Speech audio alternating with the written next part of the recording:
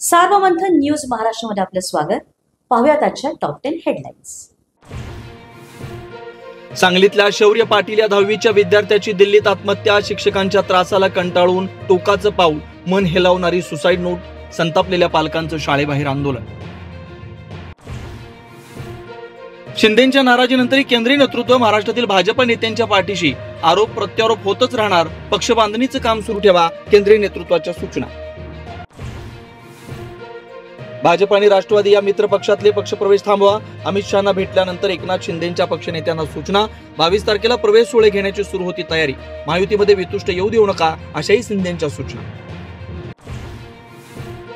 मुंबईत मारलं म्हणून तक्रार देण्यासाठी एकनाथ शिंदे दिल्लीत. शिंदेंच्या नाराजीची उद्धव ठाकरेंनी उडवली खिल्ली.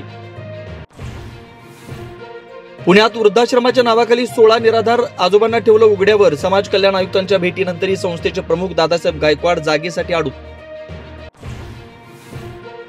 रायगड जिल्ह्यातल्या तामेळी घाटात थार गाडी 500 फूट दरीत कोसळली. 6 पैकी 4 मृत्यू, 2 बेपत्ता. प्रवाशांचा शोध.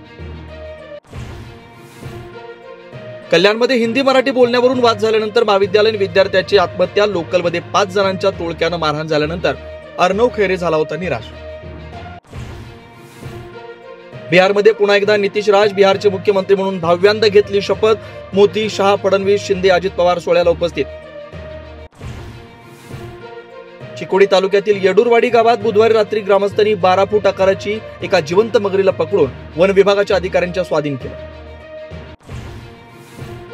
राहुरी नगर परिषद नगराध्यक्ष पदाचा 1 तर नगरसेवक पदाचे 23 सार्वमंथन न्यूज महाराष्ट्राला लाईक करा, शेअर करा, सबस्क्राईब करा.